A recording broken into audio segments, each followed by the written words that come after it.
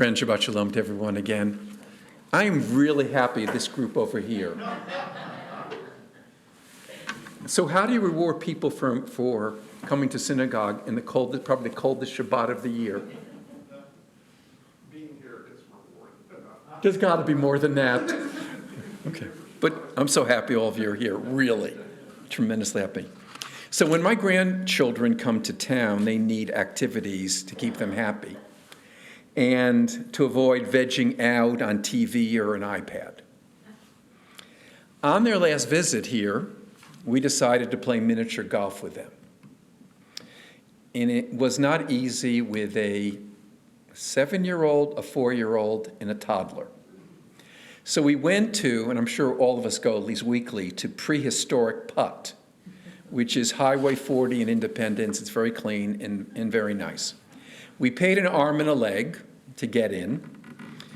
We know what miniature golf is. It is stupid. It's you're putting. You get this ball, a putter, and you try to get in the hole. And there are all these obstacles.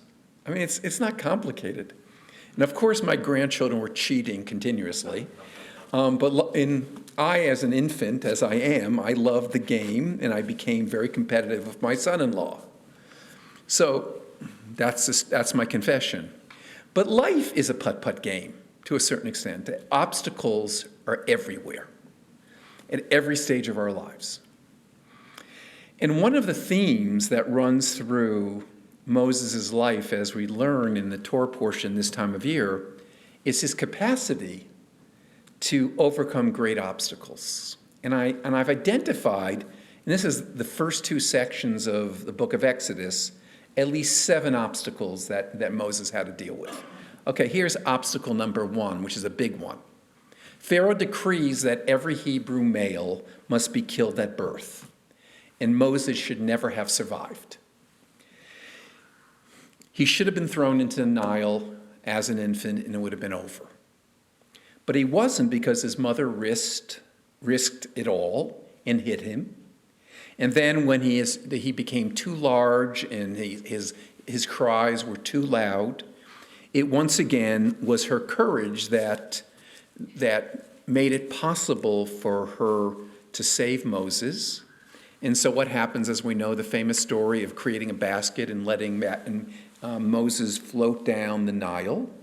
And the fact of the matter is that if it wasn't for Bittia, the Pharaoh's daughter, who saves him and raises him, he would have died.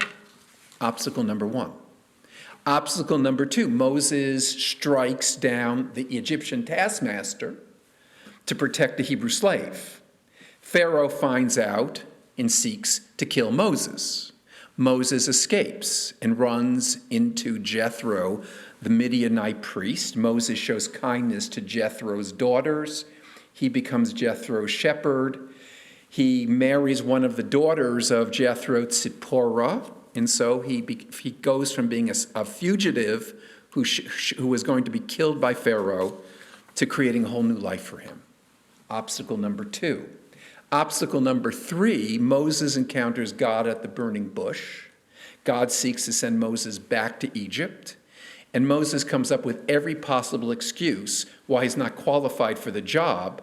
He even states, and this is a famous story on a lot of different levels, he even states that he's not a good public speaker, he's not articulate, but this obstacle is overcome because Aaron will be his spokesman. Obstacle number 4. He begins his series of encounters with Pharaoh, and what happens? The plight of Israelites gets worse and worse and worse. But he doesn't feel defeated, and even though he initially is rejected by his fellow Hebrews, somehow he convinces the Israelites that he is to be followed. Obstacle number 5. Do I have enough obstacles? But I'm going to keep going because I wrote them.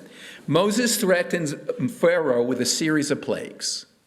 Pharaoh's heart continues to be hardened. In other words, the more plagues that come, the harder his hardening, the heart becomes more intense. The divine mission is in doubt, but Moses perseveres and the Exodus unfolds. Obstacle number 6. Moses takes the Israelites to the Red Sea or the Sea of Reeds, and he has no way of going forward, but somehow he gets them through the other side. Obstacle number 7.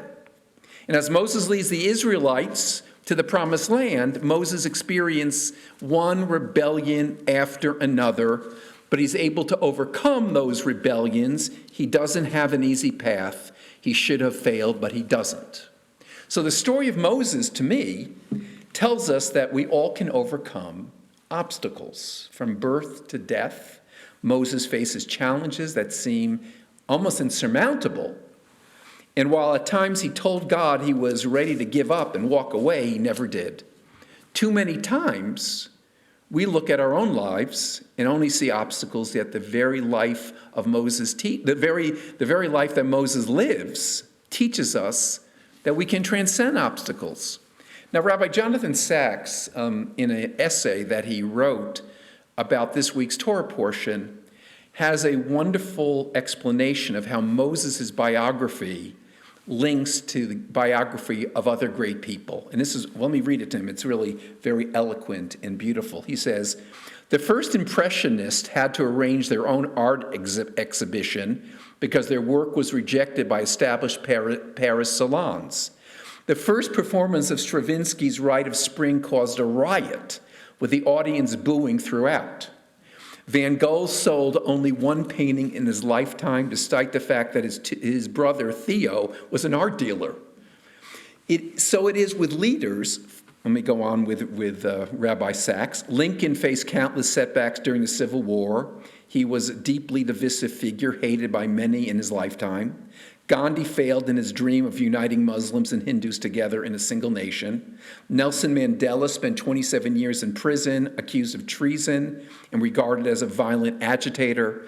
Winston Churchill was regarded as a spent force in politics by the 1930s, and even after his heroic leadership during the Second World War, he was voted out of office at the first general election after the war. Only in retrospect do these heroes seem heroic, and many setbacks they faced reveal themselves as stepping stones to victory." Now, friends, life mirrors Moses' life and these great people. We all face obstacles. Some of us are not great students, but we find hidden talents and succeed. People confront horrible illnesses, but somehow they get through those illnesses.